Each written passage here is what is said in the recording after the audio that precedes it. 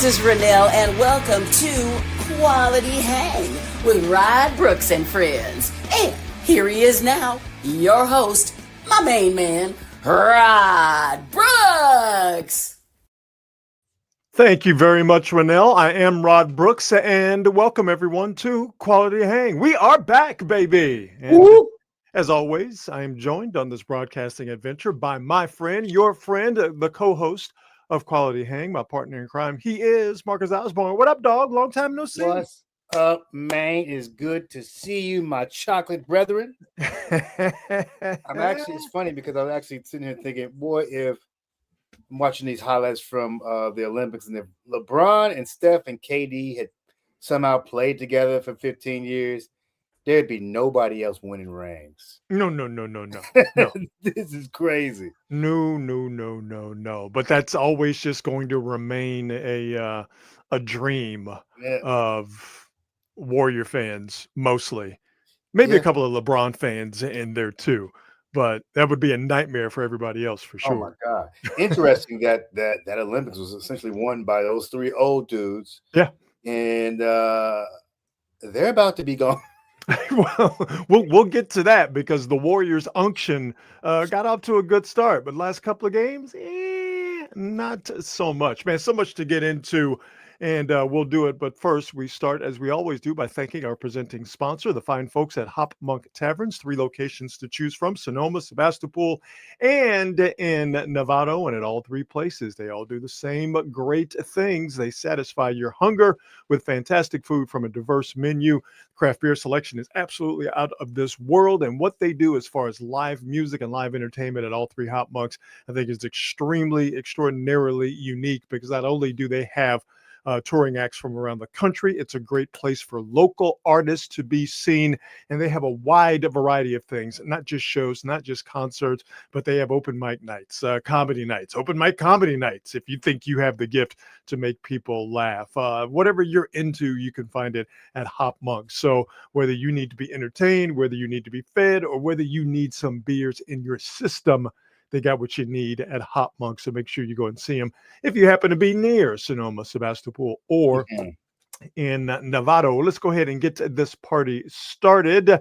And we will start with the Niners. And it's been the same thing all season long, man. Another win and another injury. So the Niners beat the Giants, a team that they should have beaten, and should have beaten them in the way that they did, which is by running the ball all over the worst defense in football, which is what the Giants possess. So now the Niners are at 6-3. But just like they've been winning football games, they've also been losing key players, and they lost another one this time. It is rookie defensive tackle Michael Williams, who the Niners were 4 minutes and I believe 10 seconds, 4 minutes and 9 seconds, if I'm remembering absolutely correctly, from getting out of that game with a W and getting out of that game with any significant injuries. And we all know MetLife Stadium, even though they changed the turf back in 2023, that place is haunted. That place has snapped a lot of ligaments, snapped a lot of ACLs in particular. And Michael Williams was making what would look to be a routine play, and went down, and immediately you knew it was bad. And even though he walked off under his own power, the initial fear of an ACL injury, an ACL tear, was officially realized today, as it was announced by the Niners, as I will move this banner here, that Michael Williams did suffer a torn ACL and MCL as well against the Giants. So this continues a trend, Marcus, that has gone on all season long. This is just a partial list, by the way, of week 1 starters that have missed time due to injury. Brock Purdy, 7 games. Kittle and Pearsall, 5 games. Might have some good news about Pearsall coming up here in just a bit. Jawan Jennings, a couple of guys on the offensive line, lost 10 games total. And the big 3 at the bottom, all on the defense: Bosa, Michael Williams, and Fred Warner. Surprisingly, the Niners are still 6-3, Marcus, despite all of those injuries. But people are wondering, how long can they continue to win games losing those guys, particularly those 3 at the bottom? Man, look, I mean, this is one of the typically what happens with the 49ers, and I'm sure some of it is helped by schedule, but typically what happens when they have these kinds of injuries, it's not a good year. Like Hmm. the record Right. reflects it. This is by far the best coaching job I've ever Yes. seen done by Shanahan and his group Yes. because they are 6-3, Yes. and these aren't little bitty injuries, and these aren't nobodies that are missing these games. These are big names, big bodies, important holes that really cannot be filled by anything other than good coachings and good coaching and want to. Yep. And if Mike Shanahan doesn't win Coach of the Year, he may never win it after I, this year. I, I'll add one more name to that list because I think you're 100% correct. This is the best coaching job that Kyle Shanahan has done. And he's gone to several championship games and a couple of Super Bowls. Robert Saleh coming in as the defensive Mm-hmm. coordinator. Mm-hmm. But he won that game against the Falcons. Just the players went out there and did that. Obviously, always credit to them. But Robert Saleh's Mm-hmm. scheme is what helped the Niners win that game against the Falcons. Christian McCaffrey, though. Remember all that talk at the beginning of the season? He might not have it. He lost a step. You can only win games without Brock Purdy, without George Kittle, without Ricky Pearsall. You can only win games without a running game up until the Falcons game and yesterday against the Giants. You can only win those games in the manner in which they did offensively if you Yeah, have a dude like Christian McCaffrey. yeah, it definitely helps to get him up and running and rolling. And they're gonna need him. I don't know how much they can squeeze out of him the next few games, Rod, but they definitely gonna need him. Well, I mean, Oh my listen, goodness. the, Sorry. Is it the Seahawks and the Commanders playing tonight on Monday Night Football? No, no, no. Seahawks Commanders played last night. The Cowboys are playing Oh, the Arizona Cardinals I just saw on this Monday Night injury to Football. Jaden Daniels. Oh yeah, yeah, yeah, yeah. Jaden Oh, Daniels broke his elbow in a game that he should not have been in, by the way. oh, And Dan Quinn did take the blame for that, but there's no way that Jaden Daniels should have been in that game.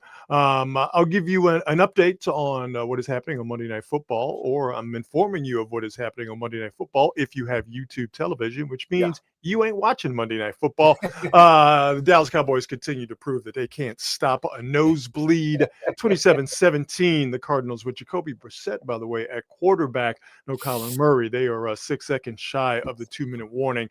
And unless something extraordinarily goofy happens, the Cardinals are going to win their third game of the season. The Oh, Niners will see the Cardinals for the second and last time this year after the Niners deal with the very good and on a heater, especially offensively, especially Matthew Stafford, Los Angeles Rams. But Marcus, your point though about how the Niners can continue to win despite all of these injuries, particularly on the defensive end, and how much can they continue to get the most out of Christian McCaffrey. McCaffrey has the most touches of anybody this year. McCaffrey is playing at a high level, and his ability to catch the ball and still be an elite running back has served the Niners well here over the 6 wins that they've gotten out of the first 9 games of the season.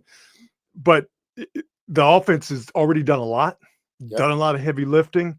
They're going to have to do even more now because I think the formula for the Niners going forward and how they're going to win games, it's going to have to look almost exactly like what we saw when they played and beat the Rams a few weeks ago, where they just basically kept the ball away from Matthew Stafford Running and and that defense. offense. The Running. Niners, they won time of possession almost 2-1. They had scoring drives. There was a 17-play drive. There was, I believe, 3 12-play drives. They just simply kept the ball for Matthew Stafford. That's definitely going to have to be the order of business when the Niners see the Rams coming up on Sunday.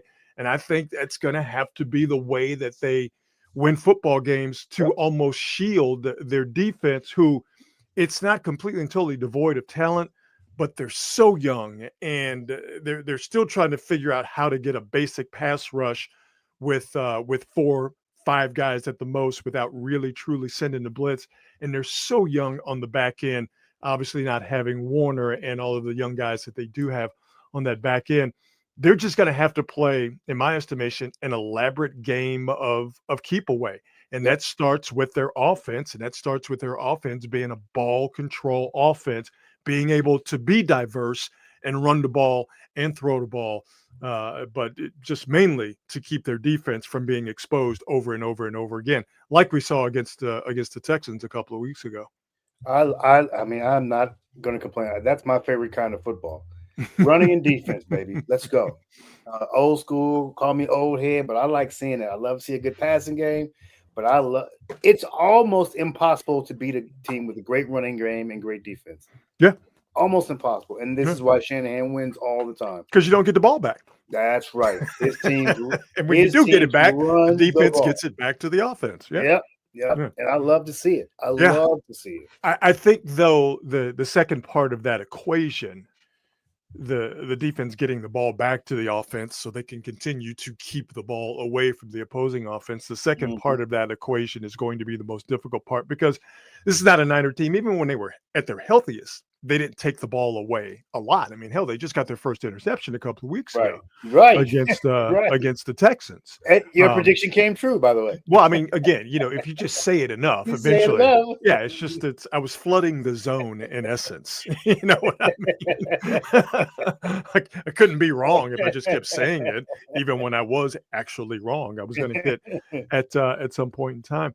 But getting the ball back to the Niners offense, that was the tip of the spear before the injuries, definitely the tip of the spear now, losing Bosa and Michael Williams and Fred Warner.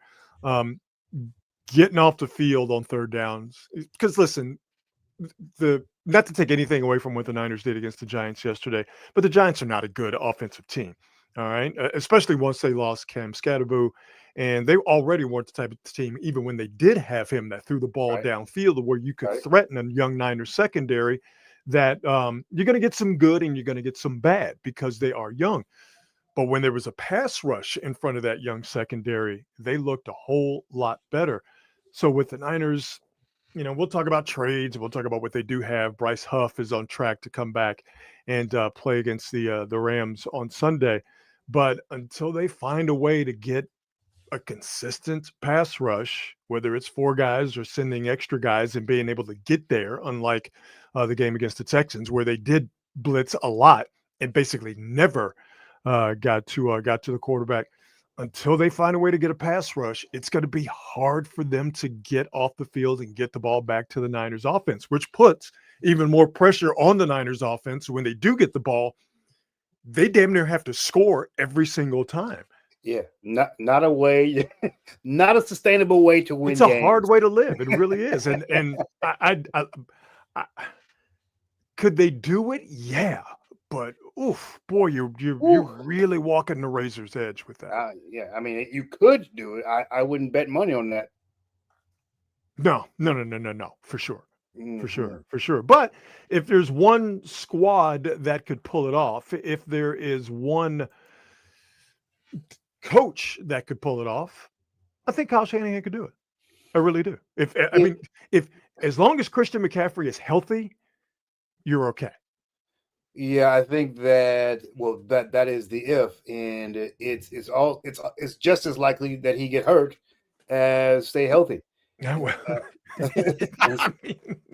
And so you ain't wrong. I think with Shanahan, his superpower is more than anything, it's his ability to get the right people with the right specific skills that work well for his offense when it's time to flip the script with another player. Yeah. That's the superpower of Kyle. He's going to find guys to plug in every position on the field. He manages to do it. The dude is a magician, and if it can be done for a short period of time, that guy is a guy who can help pull that magic trick off. I do find it funny that because you're always going to have a group of people out there who it's easy / lazy to just kind of shit on the coach.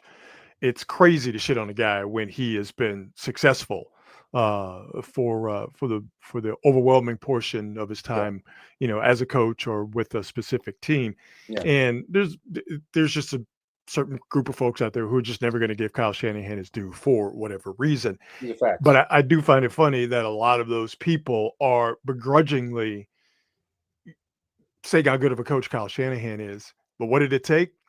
Not multiple playoff appearances, not you know, peers in the NFL saying how good of a coach Kyle Shanahan is, fellow coaches and people who have played for him, and not appearances in the Super Bowl. What does it take for people to give Kyle Shanahan credit for being a good coach? A rash of injuries that have taken out key player after key player after key player.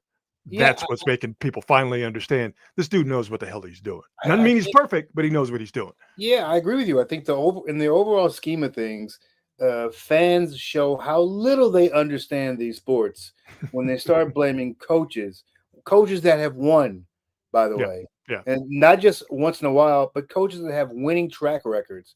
Period. For the duration of their careers, they start blaming. Like, no, these coaches get a lot of grace because they've shown that they've known what they've done. Yep. Kyle Shanahan is one of them. And listen, I understand the business.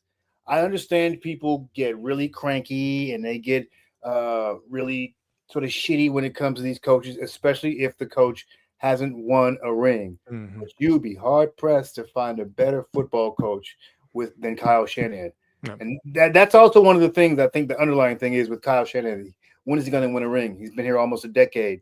And that talk is, and trust me when I tell you this, next year it's going to become even louder. Yep. But that is the talk of the know nothings.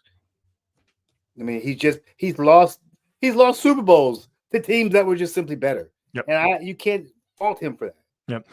The news is not all bad, though, for the Niners as far as injuries are concerned. Actually, you're going to get some relief. Brock Purdy, who was close to making his return last week in New York, but the Niners didn't have to do it because of how well Mac Jones has played, and also they would never say this publicly. They didn't want to expose Brock Purdy, whose toe is it's whether you like it or not, is going to be a problem, or I shouldn't say a problem. It's going to be a concern for the rest of the year. They didn't want to expose Brock Purdy to that turf at MetLife Stadium. They were never going to say that publicly. No one was going to do that. No one wants to be seen as using that as an excuse. But everybody and their mama knows how bad that turf is at MetLife. So they didn't want to chance that. Having Brock Purdy play on grass at home against the Rams is the ideal scenario, and it looks like that is going to take place on Sunday. I mentioned Bryce Huff injured his hamstring a couple of weeks ago. He is on track to come back, so that should help with the Niners trying to craft a pass rush. Remember, Bryce Huff, before he got hurt, had a couple of sacks and is their leading sacker on the season with 4 of the Niners' 11 sacks, if my memory serves me correct. Ricky Pearsall, who hurt himself for what seemingly was an innocuous knee injury. He just kind of hit his knee on the turf, on grass, that jostled his PCL and his posterior cruciate ligament. Look at me using fancy words for the human anatomy. Jostled that bad boy loose, and Pearsall has been out for a number of weeks. He is going to be reevaluated and could possibly play on Sunday against the Rams. Brandon Ayuk, by the way, his practice window, which was thought to be about to open around at this time. John Lynch has mentioned that it was a possibility over the last few weeks. Reports are that Brandon Ayuk's practice window for the Niners will not open. But the good news is Brock Purdy, Bryce Huff, and Ricky Pearsall all seem to be on track. Some of these tracks are faster than others, but on track to play this weekend against the Rams, who are really, really damn good. Yeah, man,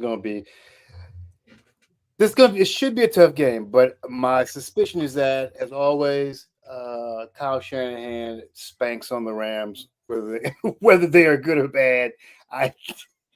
The surprise would be a Rams victory, from my perspective. Yeah, man, but I tell you what, though, have you seen those stats for Matthew Stafford? Yeah, great year. Great year. Great year. An unbelievable year. But what happens when he plays the 49ers? No, I know. But this version of the 49ers, again, it Matthew Stafford against the Blitz. Okay. 16 touchdowns, 0 interceptions. He had 4 touchdowns yesterday against the Yeah. Saints. All right. I mean, he is on an absolute heater. Last 5 games, 16 interceptions, 16 touchdowns, no interceptions. I mean, he's doing 20 total pass TDs.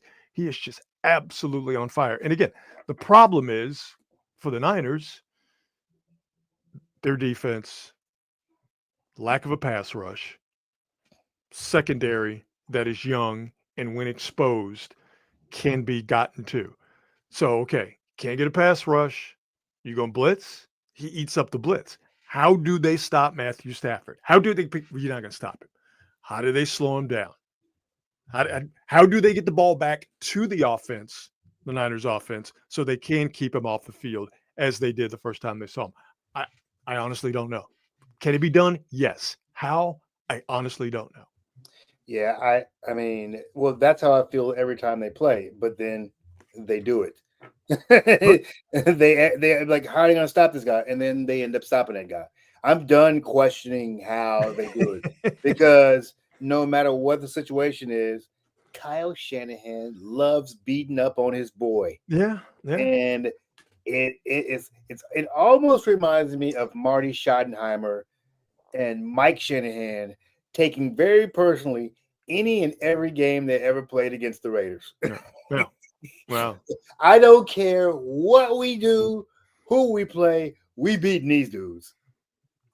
We're gonna beat them good. Has Mike Shanahan ever got this $200,000 from the Raiders? You remember that? When he got fired, Al Davis owed him $200,000, didn't pay him, and Mike Shanahan made it his mission as long as he was coaching to get $200,000 worth of wins out of the Raiders' hide every time the Broncos played him. Yeah, you know Allen giving up that money, Warren. Well, I mean, I thought once he passed, Yeah. I thought maybe Even then, you know it's in the will. Do not give Mike Shanahan 200. I don't care what you do. You give it to him, you forfeit ownership of the team. I'm telling you right now. the last thing you said to Mark Davis on his deathbed, don't you dare give anybody with the last name Shanahan $200,000. I will haunt you from beyond the grave. I think, and we'll talk more about this game as we know more about who's going to play, who's not going to play. To me, this looks like a shootout. I think the Niners are going to have to go toe to toe, score for score with Matthew Stafford and the Rams offense that is absolutely in full flight. And but this gets back to your point about Kyle Shanahan, being that guy in these matchups against the Rams. If it comes down to game planning for a shootout and coaching for a shootout during the game, I'll go with Kyle Shanahan on that. Mm-hmm. Absolutely. Mm-hmm. Absolutely. So should be a lot of fun. We have now closed out on week 9 of the NFL season. Man, did that go fast. Cardinals did eventually take care of the Cowboys 27-17. Cardinals 3-5. The Cowboys a hilarious 3-5-1 on the season. Couldn't happen to a better group of people. So now we are we are halfway through the season.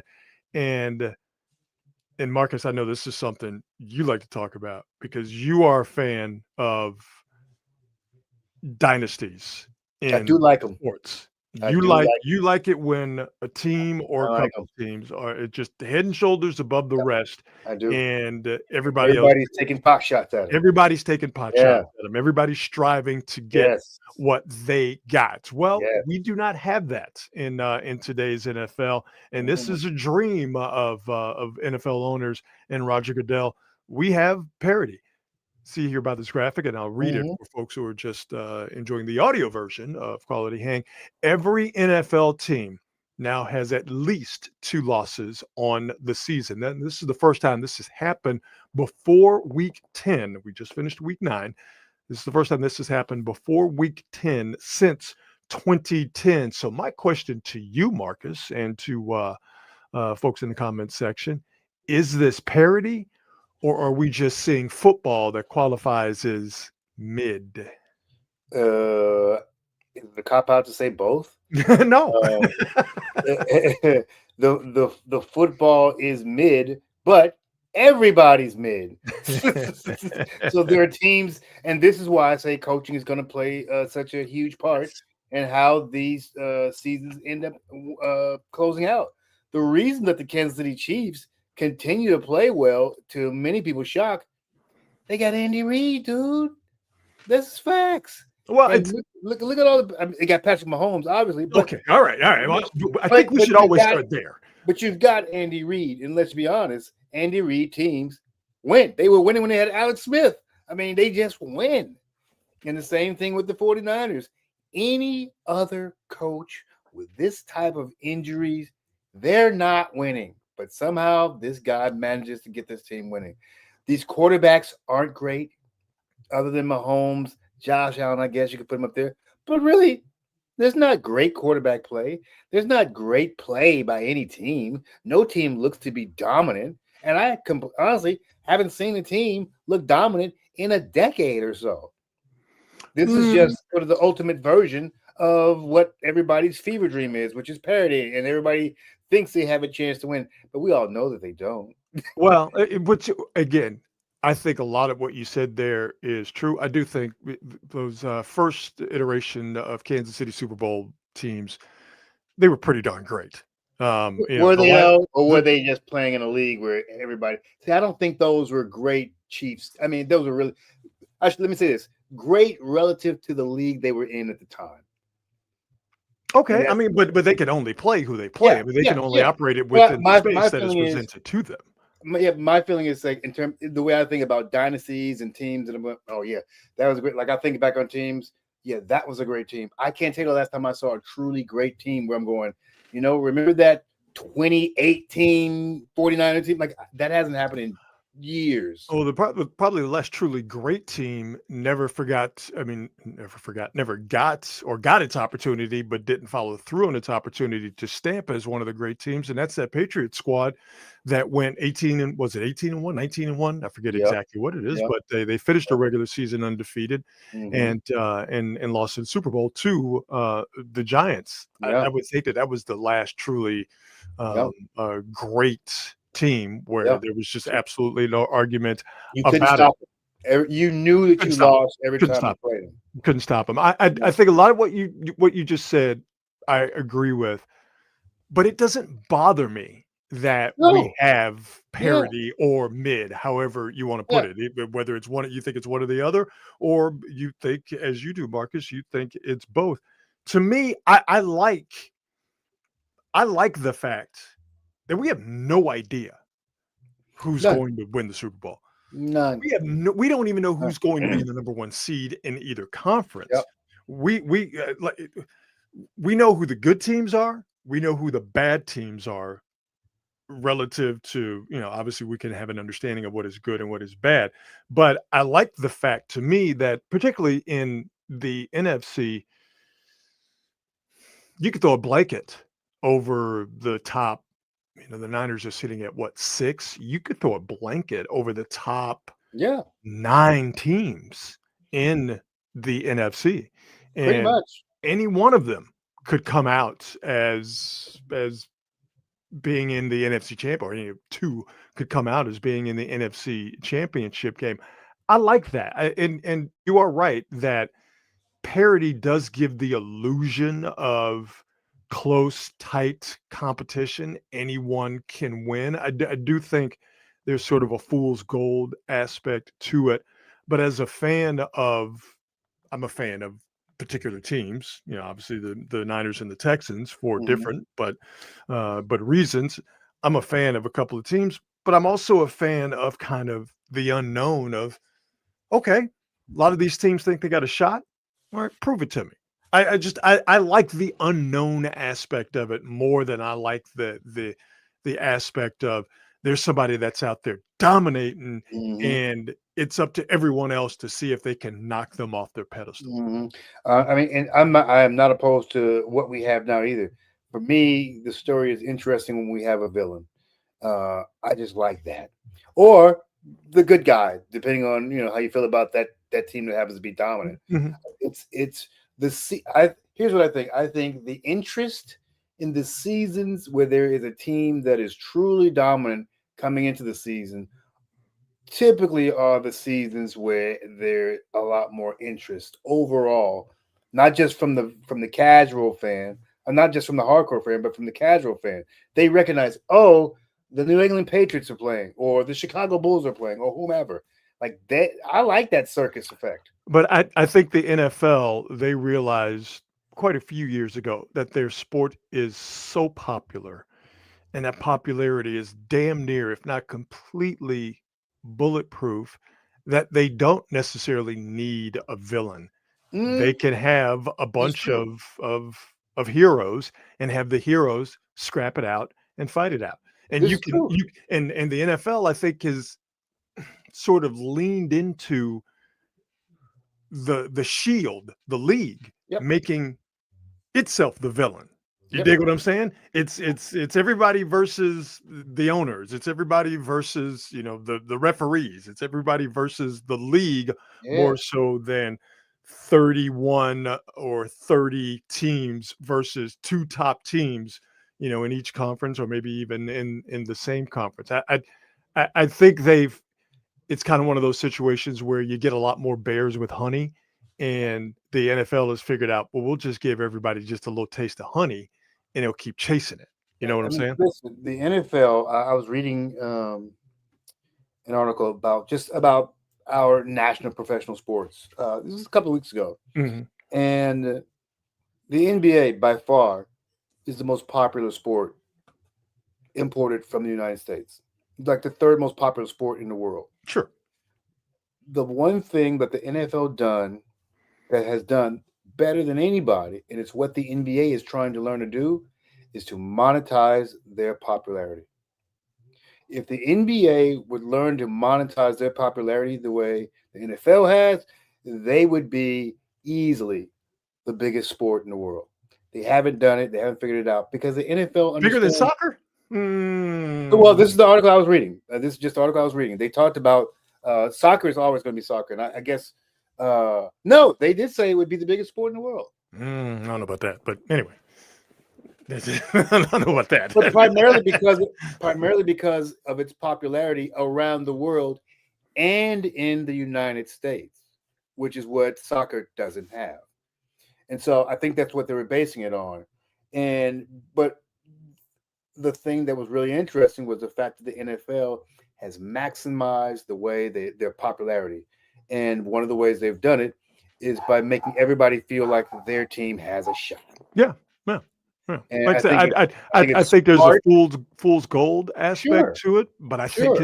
it's very, very intelligent Yeah, it's a smart way to go about business things. wise. Yeah, It's never going to be a sport that's not popular here, and at yeah, least in the states. And it's good. Make everybody think they've got a shot. That's great. yeah.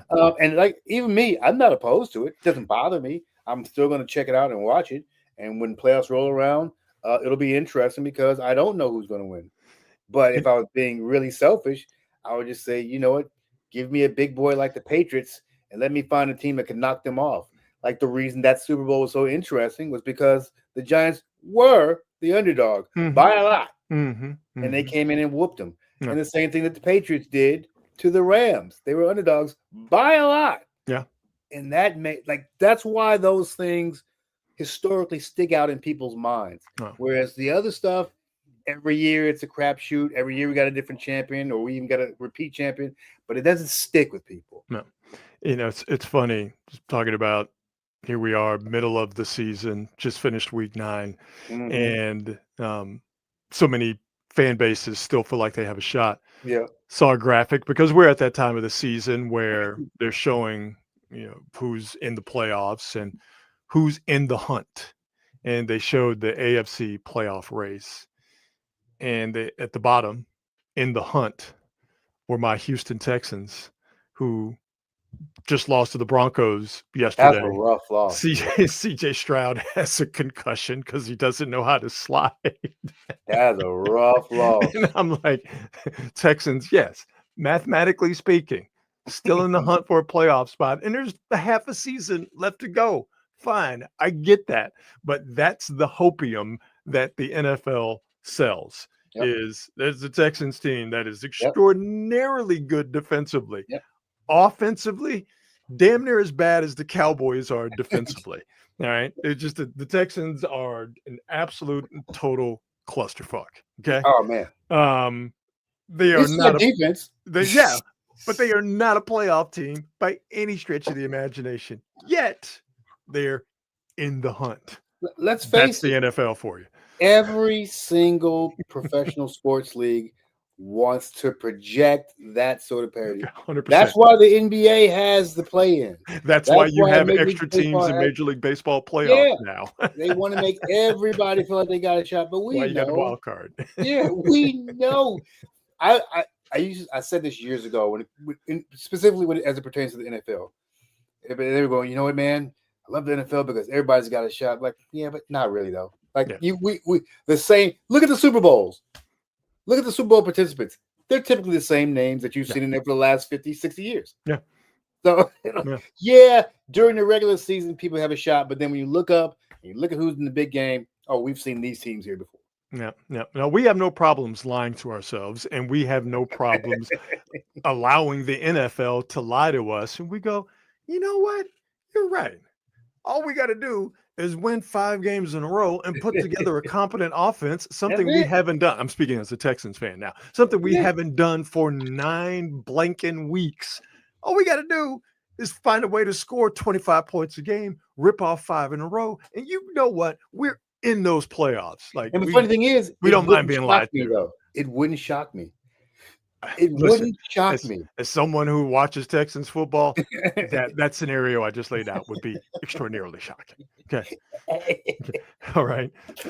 Like I have an expectation that the Niners offensively can do enough to not necessarily carry a defense, carry their defense, but to again shield the Niners defense from getting exposed over and over again.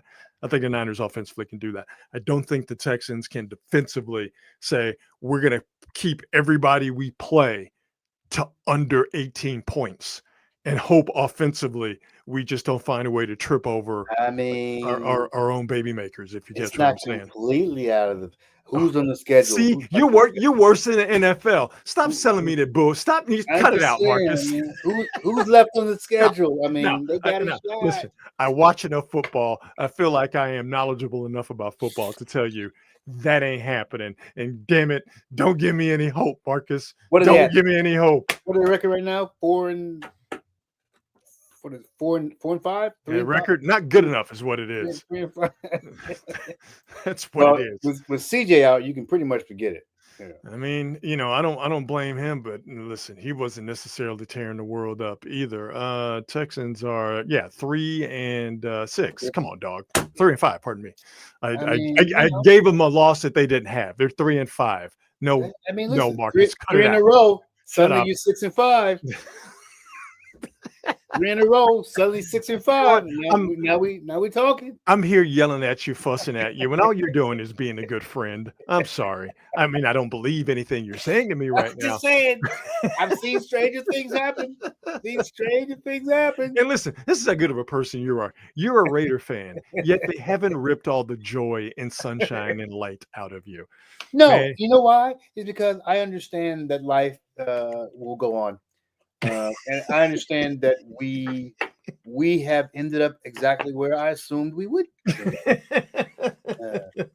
And Geno Smith last night made the kind of play I expect Geno Smith to make at this point, which is a pick when you're at the 1 to win the game. Yeah. Fully expected. I was telling my boy Mike, I said, dude, they're not going to get this 2-point conversion. Should have just gone for the tie, but no. They're going to lose. Watch and see. This is going to be picked off. I love that you're realistic and fatalistic when it comes to your team, but everybody else's team, no, dog, you got a shot. You can do it now, baby. Listen, if they sit Geno down, you know what? I'm still going to feel the same way because they have nothing on the bench either. Nothing. It's awful. Absolutely nothing. Absolutely. But I actually think this is part of the plan. That's why I'm not tripping. Well, you know what? Nobody's ever put the words Raiders and plan in the same sentence, and that sentence has come out being good. I have faith in Pete Carroll. I think that this team is tanking. They got to get themselves a QB. Okay. And I think this is going to be a decent year where you can get yourself one. Okay. And All I right. say lose as many games as you can. Well, you know what? Seems like they're doing that. So whether Th- they're planning I, on it, I'm actually let down because they have 3 more wins than I'd like them to have. maybe they can vacate those wins, like in college football. You can find out that they Yeah, cheated or something. exactly. Let's get to the Warriors. The unction is on and popping. The Warriors are 4-3 on this young season.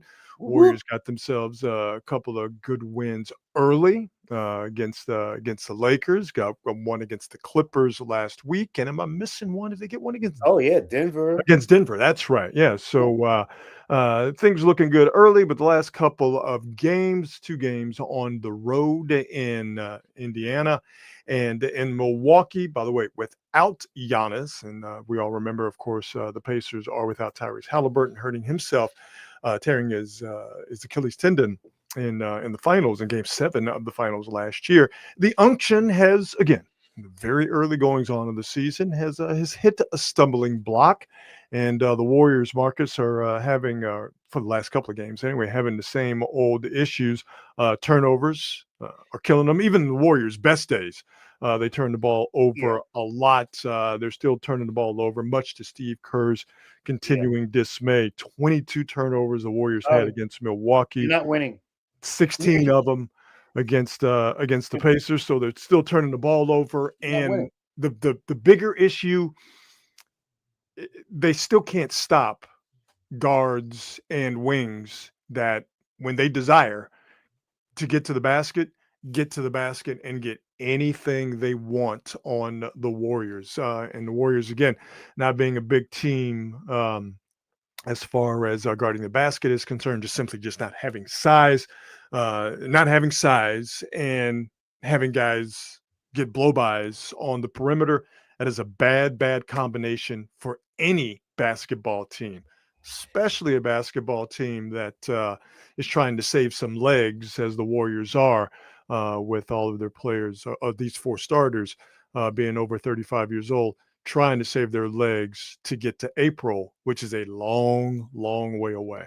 Yeah, I think I get I'm not as worried about um guards blowing by guys as much as you might be. Really?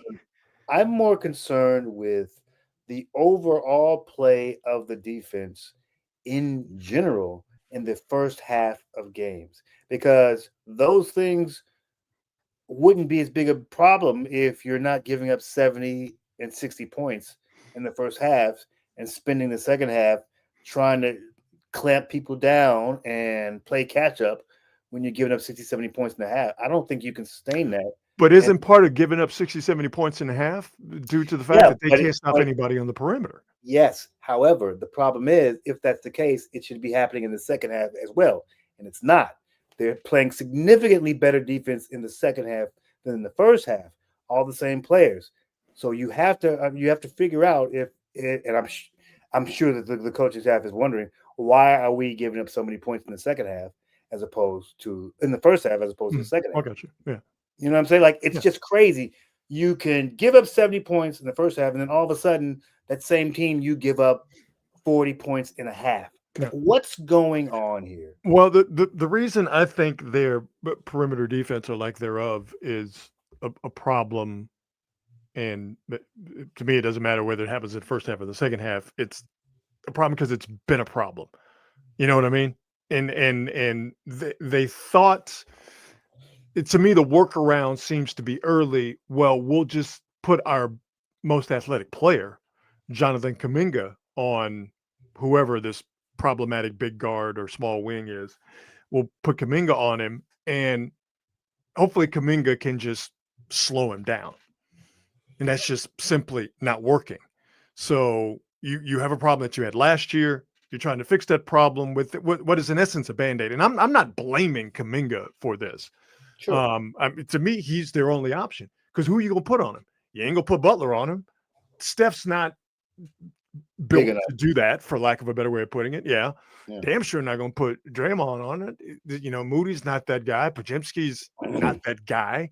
I just, you know, if you can't, I mean, it's kind of like the Niners and the predicament that they're in, and hopefully it doesn't get worse. If you can't get stops to get the ball to your offense, and this is a problem that's been happening for the last few years, even when you were a much younger and much better team. What is this going to look like once you do get to March and April? Yeah, I don't know what the fix is other than getting some guys or a guy in here who can actually go out. It used to be Klay Thompson, when things were going great, you could just say, Klay, sick him. And he would guard, twos, threes if he He were of takes the certain best, the size. best He'd take a offensive point player. guard if he had to. Yeah. You know what I mean? Well, I think this is more than just. See, I believe this is more than just a perimeter defense thing. When I watch these dudes play, there are so many defensive breakdowns, not just in the perimeter, but also in the post. I'd see there are too many guys getting wide open jumpers, wide open threes. Well, yeah. And I see, and Quentin Post, God bless him, not a good post defender. He gets eaten up down there. He gets out rebounded by smaller guys. Like whatever is going on, they need to. I don't know how to wake these dudes up or whatever, but it doesn't seem to be the issue in the second half of games. And that is a real, look at the pattern. It's a real issue. So if you can do it in the second half, why can't you do it in the first? What is it that you're doing after halftime when you go on these gigantic, in every single game other than one, they have come out and won the second half. I think though about, and I forget the guy's name, the cat for the Pacers, who they couldn't stop, and they particularly couldn't stop him in the second half. Couldn't stop him in the fourth quarter. Pacers. I'll look his name up in just a second, but they 100%. I know you're talking about the cat from Dallas. He fouled out. I'll get his name here. Yeah, I can't remember his name. I think his last name starts with a C. He fouled out in that game. Quentin Jackson.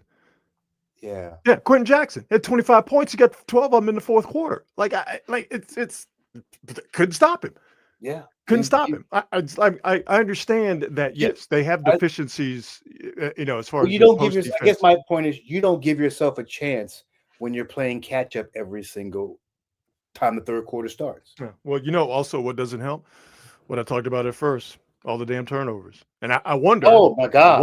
I wonder if these two issues go hand in hand. Yeah, I mean, well, look at the points off turnovers; they are crazy high. Yeah, and the games that they didn't have, I mean, it's actually not a thing about the games they don't have high turnovers, they win. Yeah, and that's a simple correlation. You know what? Just don't turn the ball over. Look at me; I could be an NBA coach. Can I tell you though, Klay Thompson is he struggling? I heard he's struggling, dude. But people are like, oh my God, he can't make a shot. Watch him, Rod. I watched this dude the other day. Like he can't get off the ground in that jumper. I'm like, you watch him play. Every single jumper hits off the front of the rim, which means you're not getting any lift at all in your legs. Dude, the knees, all that shit, done. It's rough to watch, bro. What did Mickey say in the cinematic classic Rocky? Women weaken the legs. I feel like he's accepting it. Wouldn't you? Yeah. I'm gonna retire. This has been fun. I got 4 rings. I've been to Hall of Fame. I'm just good. saying. I'm good. I'm gonna go be with life. He's Megan D. Thompson. Yeah, I mean, maybe just maybe he's putting in extracurricular work. And his basketball game is suffering. No. I'm just kidding. Or am I? No. Issue. I mean, listen. We saw the end of Clay with the Warriors. It's really sad too. Those injuries, particularly that Yeah. Achilles injury, that's the one that did it. That robbed him of his quickness and his lateral movements, which was exceptional, especially defensively. He didn't get enough credit in my estimation, Clay, for the type of defender he was, and he was a very Mhm. good defender on the perimeter because he Yeah. had very, very, very, very quick feet. Yeah. Doesn't have those quick feet anymore, and Yeah. that's injuries and age Yep. and father time.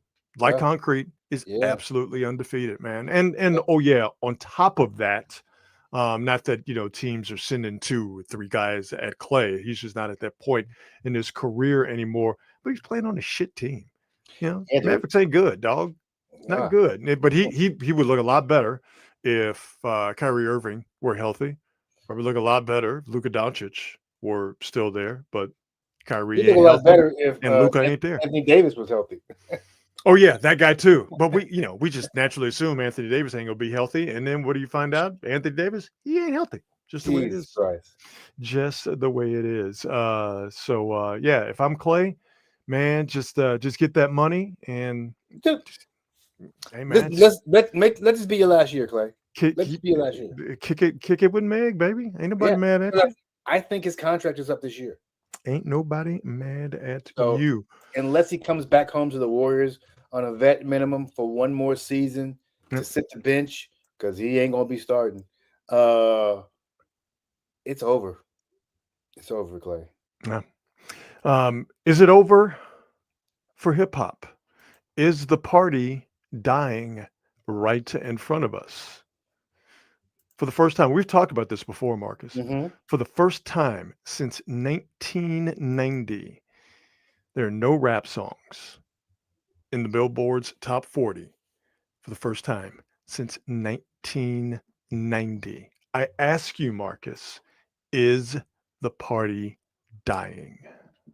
Nah, I think the party is going through a self-correction.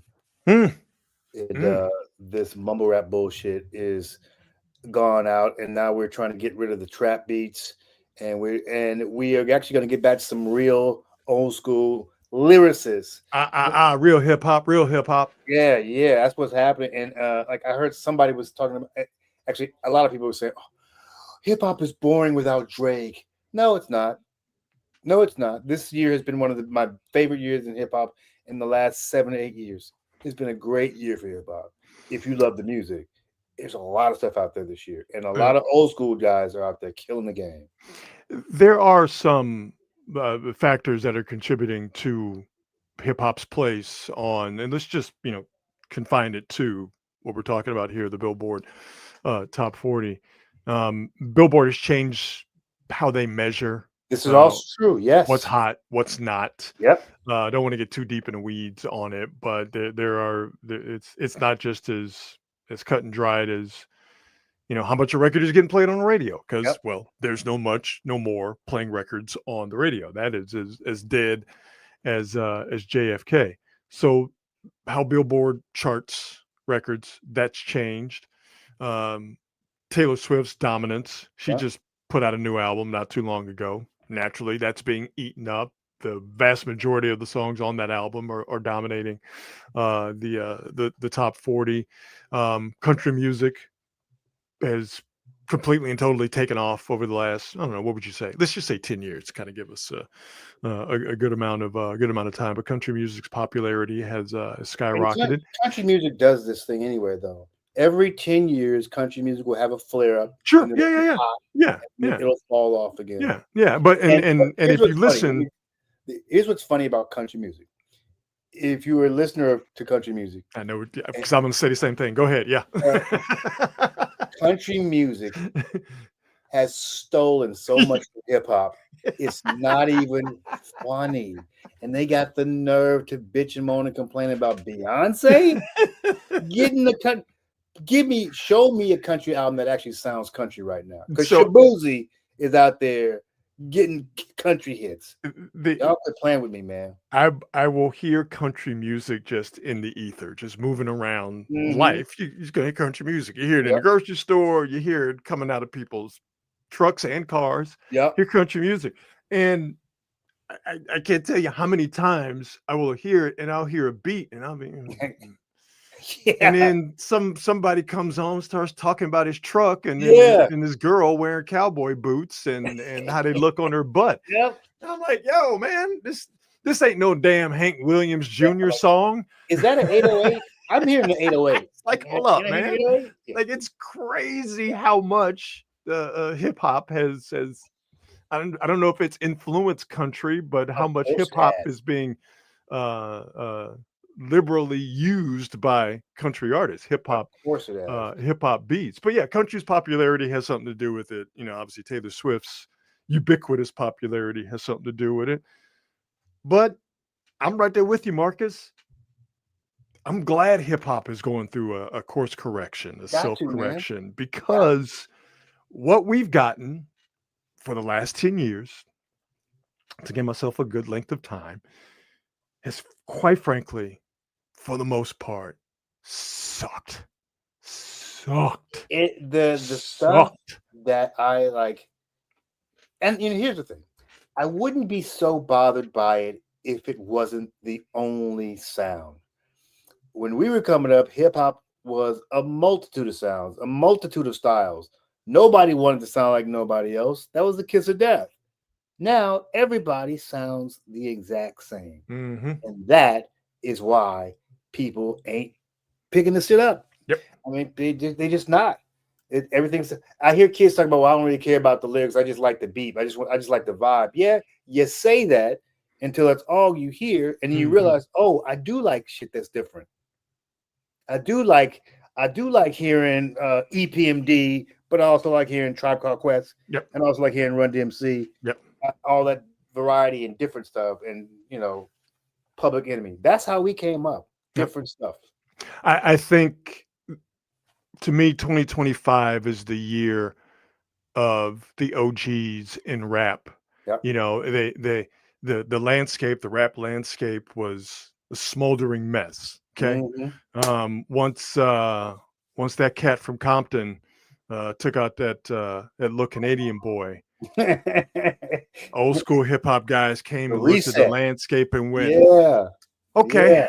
I think it's time for us to come back in and let you Yeah. know how. Let's go ahead and if we're gonna rebuild this thing, let's build it like we did late 70s, early mid 80s. Listen, A foundation of real hip hop that's with right. lyrics, and they ain't all got to be deep. Yeah. They ain't all got to be conscious. They ain't all got to Right. be but just hip hop that is unique, hip Yeah. hop that is different, and hip hop Taking that is chances. based on not necessarily look at me, look at me, look at me, but it's based on actual lyricism and a Yes. care and an understanding and a desire to be true to the craft, if that makes Facts. sense. Facts. The fact that it's offensive to me when I hear some young guy say, "I don't care about the lyrics." This is hip hop. Mhm. That's what matters. Yeah. Like, don't say you don't care. That's what matters. Yep. Like you said, they don't have to be deep. You don't have to be solving the world's problem, but the lyrics still matters. Yeah. Yeah. Yeah. Let's 100%. get back to that. 100%. It'll be interesting to see how long this correction takes. But right now, making music, making hip hop that is popular, making hip hop that is all about look at me, me, me, me, me. That seems to be on its way out. And as far as I'm concerned, that is a good thing. Let's see here. Where do we want to go? Oh, yes. It's time for another installment of everybody's favorite segment here on Quality Hang. Bruh, really. I will show you something that will make you have the exact same response that Shannon Sharp had when he was being surreptitious. Let's try that again. Surreptitiously filmed walking through an airport with a small dog strapped to his chest. Bro, really? Okay, here we go. I take you now to Plano, Texas, a suburb of Dallas, Texas. And specifically, we go into a Spirit Halloween store last week where, you know what? I'll just play the video. There he is right there. Will animal control come out for a monkey on the ceiling? All better? Is that your monkey? You got a leash for it? Yeah. Okay, let's put it on. Somebody had pushed that little thing to see how he would react, and then he like spazzed out and like ran. Okay. He ran up the pole as soon as we. Well, I was like, I mean, what keep a leash, because the problem is what has happened now is, there's 3 cops out here, and then animal control's on their way. Somebody is driving in from animal control to get their truck to come over here, so it causes a big issue with the city. So make sure you keep control of. Oh boy, so much to say. So much to say. Do I have a joke in the chamber about loose monkeys in Dallas and the Cowboys? Yes, I do. Am I going to say that joke on this show? I'm not. But I just want y'all to know I do have a loose monkey in Dallas joke that references the Cowboys, specifically their defense. I have it. And maybe one day when I decide to burn this whole thing down for the insurance money, maybe one day I will drop that joke on you, but not ready to do that at this point. Okay. First off, old girl better be happy, because this is in Texas. She better be happy somebody didn't pull out that tool, didn't pull out that act right and shoot that monkey. Yep. Okay. Yep. Facts. These are facts. Why is this girl walking around with a pet monkey? I don't understand how people get some of these pets. I don't get it. I don't get it. Could you imagine? Look at this broad here with this goddamn monkey. Look at this woman with this monkey. This makes me irrationally angry. Okay, that this woman thinks that she could just walk around all free and happy with a goddamn pet monkey. What do you do with a pet monkey during the day when you have to go to work? Assuming you go to work. Do you think she's got a job? I can only hope. You can hope. I can tell you that if a woman owns a monkey, she doesn't have a job, because owning a monkey, I'm assuming, never being a monkey owner, is a full-time job. You would think. Is she keep it in the cage when she goes to work? I guarantee you she sleep with that monkey. I bet you she sleep with that monkey, and she calls it her baby. The monkey, Marcus, the monkey's wearing a diaper, which might be the most sane thing this woman does in terms of how she cares for this goddamn monkey that is her. That's her baby. Oh, Jesus Christ. That's her baby. That's her baby. That is her baby. Dude, did you hear the story about the overturned monkey truck? I hear the story about the overturned monkey truck. I have nightmares about the overturned monkey truck. But it happened in Mississippi, so that probably just raised the average IQ in whatever Mississippi county those monkeys escaped from their captivity in the truck. And herpes and they definitely monkeys from the South. Put it that way. So there you go. Yes, in Dallas, Texas, there's at least one. I'm guessing there's more because it is Dallas. There's a woman walking around that has a pet monkey that she takes with her on shopping excursions. Which, by the way, the cop saying "Where's the leash" is hilarious to me, as if the monkey can't simply take the leash off. I mean, I got to give. If I were that cop, that would be the second question I would ask. Do you know what the first question I would ask if I were a cop? Yeah, why you got a monkey? What the fuck do you have a pet monkey? Yeah, why you got a monkey? Where are your parents? But not where are they? What did they do to you that drove you? That's right. To go get a pet monkey. Yes, Dom, I agree. The truck crash was like the start of every single zombie apocalypse movie. Of course it is. But again, it happened in Mississippi, so nobody cares. Because it's So already an apocalypse. yeah, I mean, Mississippi's been apocalyptic since the early 1800s. So there you go. If you go to Dallas, just know that there's at least one woman that has a pet monkey, and that is today's installment of Really? Pet Monkey. Oh, Jesus. Oh, we got a pet monkey. Bet you she doesn't have a boyfriend. Just a guess on my part. Just a Probably not. guess on my part. Because generally, women who have pet monkeys don't have boyfriends. I wouldn't be with me. Yeah.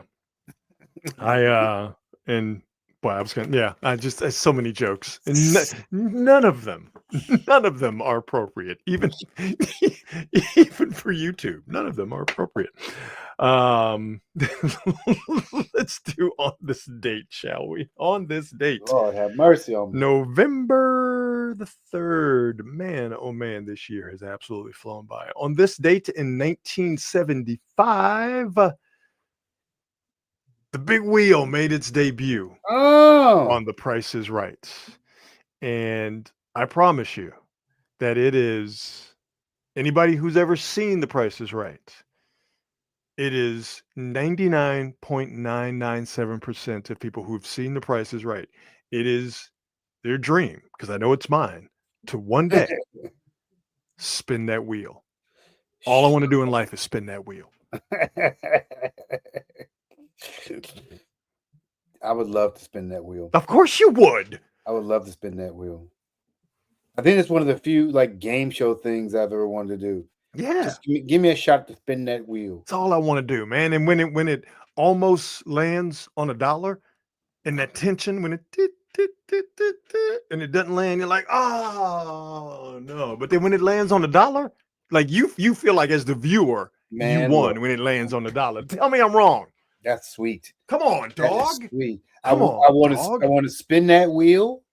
I want to be able to say no whammies. And I want to be on the Joker's Wall. You man, I remember that show. Oh man, with the Jokers. And but you had to pull the lever. Yes, the giant lever with the giant knob. Yes. See, Yes. you know ball, my friend. Yes. You know Yes. ball. Absolutely. Yes. As a child, and I would think even still as an adult, it's been a while since I watched The Price is Right, but I've always been terrified that someone was going to fall under the wheel.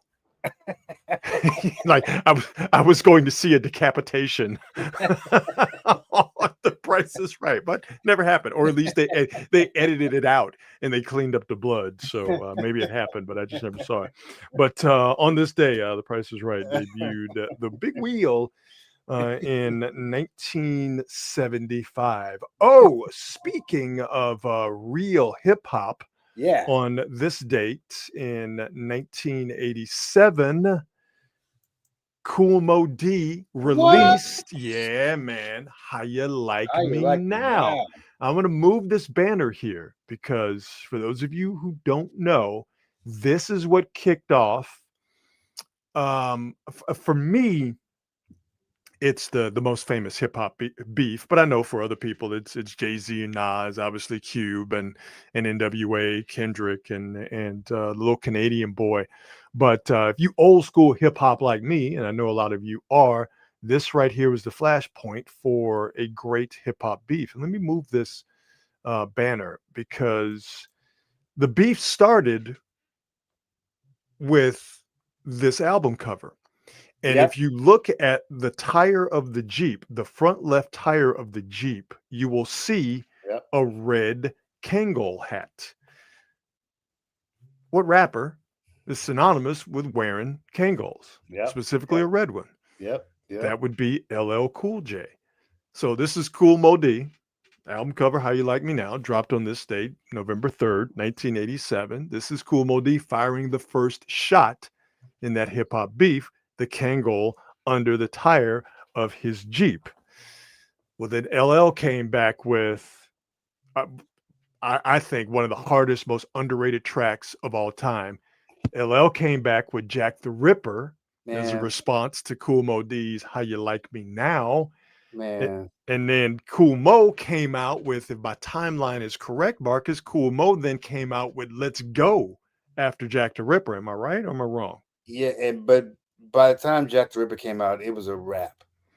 Like it was a rappity rap. Oh yeah, Jack. To me, Jack the Ripper was an uppercut for Jack sure. the Ripper is literally one of the 5 greatest diss tracks of all time. Oh my God! I'll play that now. How you like me now? I'm getting busier. I'm double platinum. I'm watching you get dizzier. Come on, son.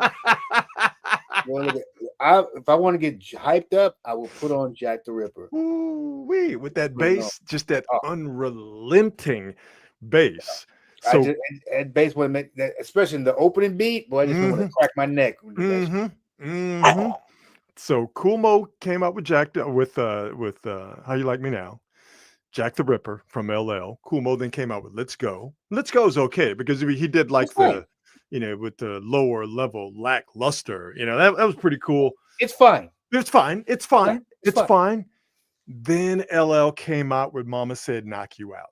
Yep. To me, that was the overhand right that finished off Cool Mo D. Well, it finished off the beef. It didn't finish off Cool Mo D. But for all intents and purposes, LL won that beef. That started with Cool Mo D's How You Like Me Now, which dropped on this date, November 3rd, 1987. So good. So good. Good. On this date, Geraldo Rivera found out that you can't invite everybody to a television show and expect that they're all going to know how to behave. On this date, Geraldo Rivera got his nose broken because he thought it was a good idea to bring in neo-Nazis and a representative from of the Jewish faith and the black guy who wasn't about taking no shit. Matter of fact, why don't we just play the video, shall we? Legend. Uncle Tom here, sucking up, trying to be a white. Go ahead, Roy. Go ahead. No, let me tell you. Sit down. Hey, you gotta be kidding. You gotta be kidding. You gotta be kidding. Hey, hold it. Hold it. Sit down.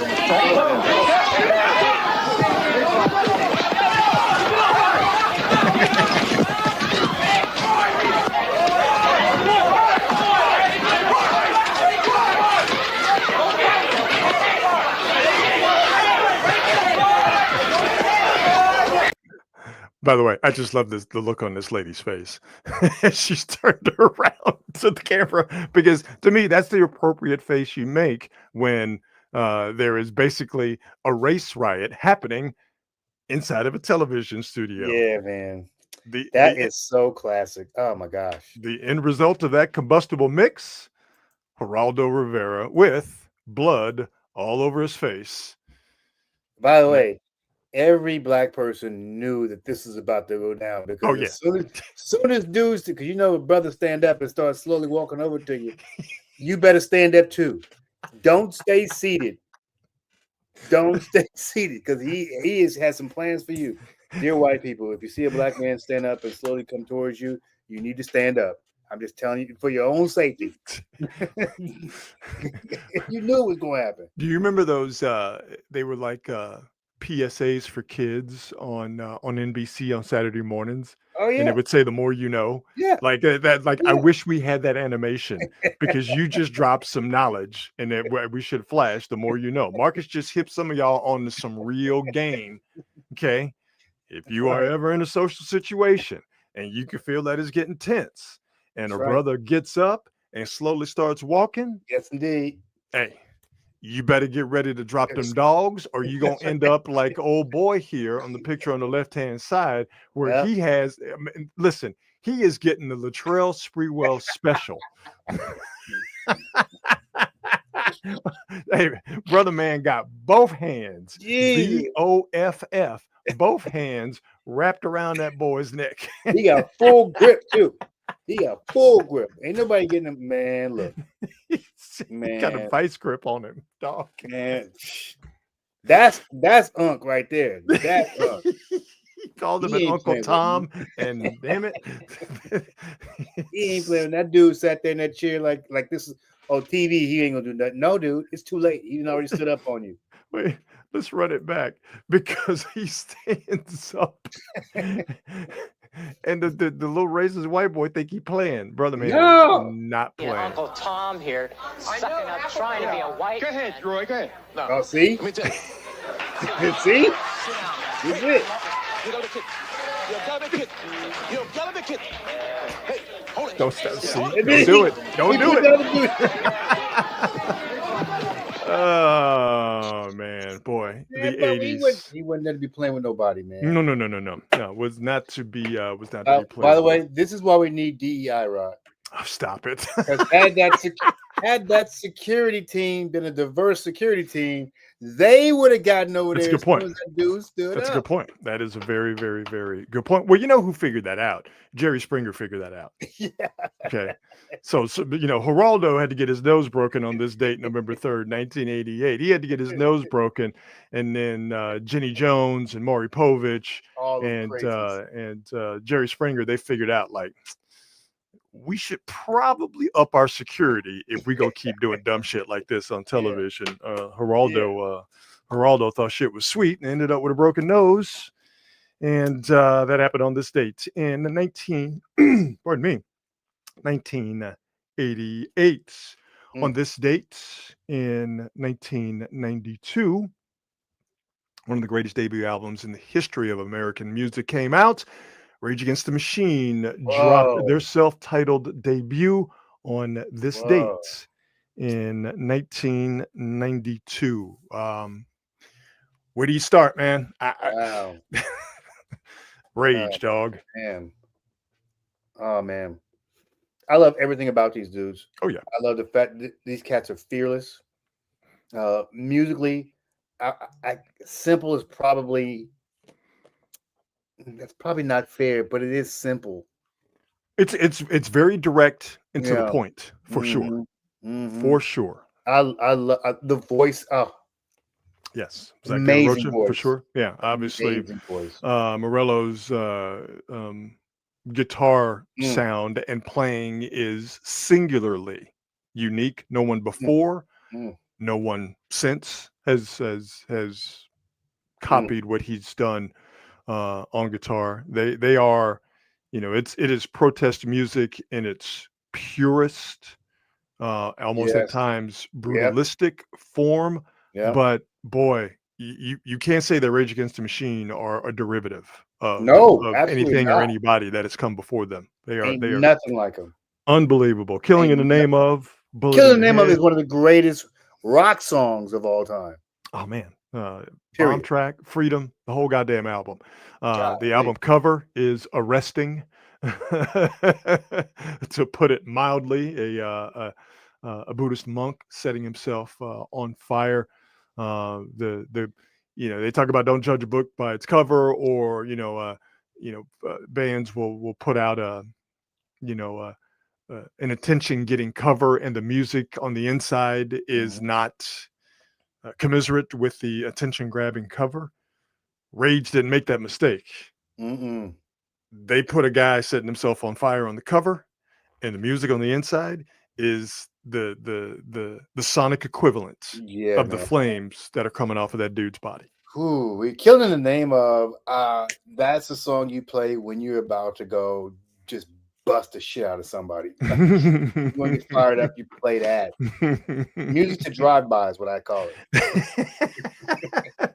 And listen, clearly their themes that they're singing about are timeless, but this coming out in 1992, crazy.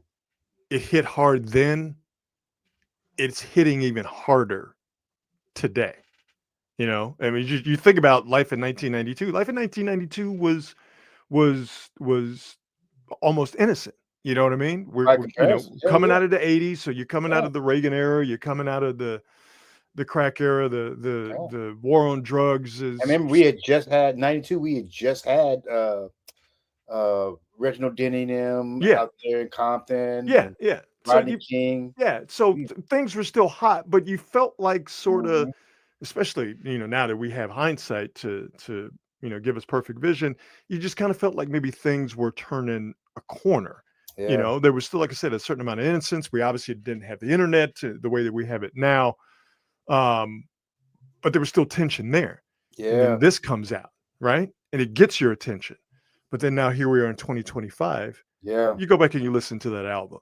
Oof. And what Zach is screaming about, what Oof. they are sonically assaulting you with, and what they are trying to make you pay attention to is even more heightened and more important now Yep. than it was back in 1992 when this came Yep. out. It was pretty damn important when it came out on this date in 1992. So good. Fuck you, I won't do what you told me. Yeah. Still hits to this day, man. Still hits hard. Rage love Against the Machine dropped their self-titled debut on this date in 1992, and we'll finish once again with real hip hop. Real hip hop. Shout out to the great city of New Orleans, Louisiana, as on this date, Juvenile dropped Hey. 400 degrees, baby. Yes, sir. Which 400 degrees? It contains the classic Back That Ass Yeah. Up. Juvenile dropped 400 degrees on You this the date. fine motherfucker. Back that ass up. we do not have See? It don't album gotta be art deep. like this anymore. Oh, no. It ain't gotta be deep. But you know who the superstar, and listen, all credit to Juvie. All credit to Juvie. Okay. Sure. One of the greats. But you know who's the real musical genius behind this album and a lot of stuff that came out of New Orleans. Who you Manny got? Fresh, baby. Manny Well, Fresh. we know this. We know this. Manny We Fresh. know Well, we know it. A lot of people who know don't it. know it. Manny Fresh, man. If it weren't for Manny Fresh, you would not have Back That Ass Up. Yeah. Wouldn't exist. Manny was such a beast, dude. Manny Still was is. such a beast. Still is. That song come and is that one of the most recognizable intros in music history? And I saw something. So did you see or did you hear about the verses between Cash Money and No Limit and No Limit last week in Vegas? Yeah. So there was a lot of stuff flying around, in essence prepping everybody for that. And I saw an interview with Manny Fresh, and he said he did sneak the string intro onto the track. Juvie didn't like it. Didn't want it. Didn't want it. Didn't particularly like the song because he considered himself to be, sort of a hard rapper. He didn't want to do, he didn't want to do a booty shaking song. But Manny Fresh, he saw the vision. That's why he's a musical genius. That's the vision. Why you need producers. That's exactly what it is. Producers and DJs. We get producers and DJs who know what they're doing and who love the art form and who love hip hop. You get them back in hip hop. I promise you, hip hop won't be absent on Billboard's Top 40 as it is right now, and is for the first time in 30 years. But yeah. Didn't want that string intro at all. And he said he put it on there, and basically it was, I don't think they heard it on the radio, but it was basically at a point where it was too late to take it off. Wow. So Juvie was like, all right, nothing I can do about it. Just leave it on. And again, that song is deep on the album. I mean, what is it, like 20 tracks on 400 degrees? Back That Ass Up is somewhere in the high teens. I want to say it's like the 12th track on the album. So he didn't think it was going to be a hit. He was like, oh, fine. If you go sneak the strings on there, it doesn't matter. I got other tracks on there. And there are some other tracks like, Ha is another one on there that is timeless. But yeah, he didn't think it was going to be a hit, so left the strings on there, and clearly it is a part of the song that makes it timeless. And man, Back That Ass Up is going to be a jam at any gathering until the sun burns out. Any gathering, you can't get it should be illegal to have a party without that song being on there somewhere. I mean, if you have a wedding and that doesn't come on, it's not a good wedding. Not a Come good on wedding. now. I love. Not a good Oh, God. And you know what's funny because I didn't watch all that verses, but I do. I wasn't a big Master P fan, even though I liked a couple of the songs. But I always supported Master P because he came out of Richmond. Mm-hmm. Uh, That's right. Yeah. he came out of. Were you No, here? No Limit Records. There was a record store Yeah, in Richmond that's right. before That's right. they got going in New Orleans. No, I wasn't here yet. No. Oh, because that the bout it, all that stuff that was out here, and Yeah. then he took that back to NOLA, and thank God he did. But he Yeah. got his game as all the independent guys do, right from the Bay. Yep. Yes, Right from sir. the Bay. Oh Yes, man. sir. Yeah. Mm. On this date, Juvenile dropped 400 degrees. So there you go. That's a fun. My favorite part of the show. Another on this date, November Nice. the 3rd. All right. Before we get out of here, we wrap it up as we always do with the best thing that I've seen today. And we take you to jolly old England, and we take you to 7th Division English soccer. For those of you who don't know or don't pay attention, there are levels to English soccer. You have the Premier League, which is you have the big teams like Liverpool and Arsenal and Manchester United, Newcastle. Those are the ones you probably heard of if soccer is not your thing. Then you have decreasing levels, and the lower you go down in levels, the smaller these clubs get, but they all have fervent fan support. So I take you to the 7th division of English soccer, and again, understand. And one of the coolest things I've ever done in my life is to go to England and see a soccer match, see a Premier League match, but also understand the culture. It's like we are with college football, but just on an even more molecular level. Everybody supports a club from the biggest to the smallest. And sometimes that support, sometimes it gets a little extra, I think is the best way to put it. And sometimes people go overboard, and you will have fights that are due to supporters of warring clubs going at each other. Not sometimes, a lot of times, alcohol is involved, and sometimes alcohol even forces the mascots to overdo it just a little bit.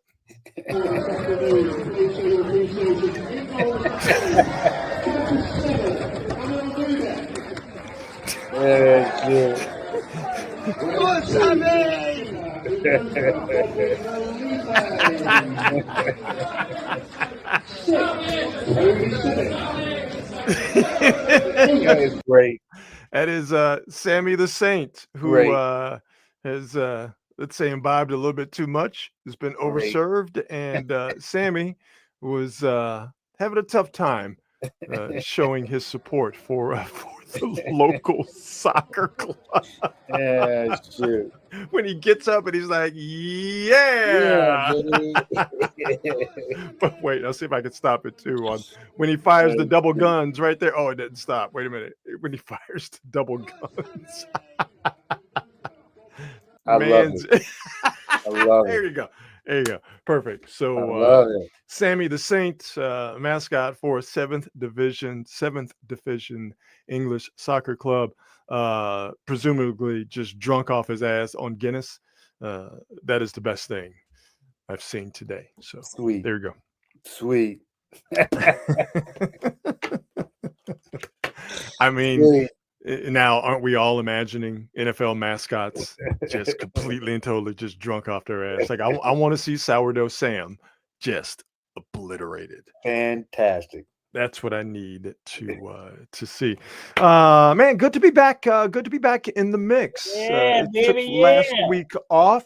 We're gonna do a few changes here in terms of our broadcasting schedule. We will go on Mondays, but it looks like for the foreseeable future, instead of going live on Wednesdays and Fridays, we will go live on Mondays and Thursdays. So please set your calendars accordingly, or write it on your calendars and set your schedules accordingly. That Quality Hang will be with you live on Mondays and Thursdays. And make sure you set reminders on YouTube. And of course, we always ask for your support. Like and subscribe. And please, please, please share if you don't mind. And before we get out of here, we'd like to thank our presenting sponsor, the fine folks at Hop Monk Taverns. 3 locations to choose from. We're just going to leave Sammy the Saint up there, giving you the drunken double guns. It's just not the way we don't feel that way about you, but we have to admit that objectively that is a hilarious picture. But make sure you support our presenting sponsor, the fine folks at Hop Monk Taverns. 3 locations to choose from: Sonoma, Sebastopol, and in Novato. The comment section, the quality hangers in the chat has been absolutely off the chain. I just haven't had a chance to get to them, but I'm looking here right now. There's 193 comments. So I know y'all been in there kicking it live, mixing it up. Your support it's overwhelming at times. And it was so cool to see a lot of you folks out there when we did the Warriors Roundtable with Paulie Mack and Tony and Tom Tolbert came by at Longbridge Pizza last week. So shout out to Neil and all the folks at Longbridge Pizza, and shout out to all the PMP Army and the quality hangers out there, man. We love you folks a ton. And Marcus, everybody was asking about you. So we have definitely got to get one of these things and get you out there so you can meet the people, man. They loves you, brother. They absolutely loves you. Yeah. So just want to thank all of you for your support. It does not go unnoticed, and it is damn sure not go unappreciated. All right, my brother. How about we do it again on Thursday? What do you think? Let's knock it out the box. We will absolutely do that. Everybody, have yourself a fantastic week. We will see you on Thursday at 8:00. And as always, be good. And like Sammy the Saint, be good at it. We'll see you.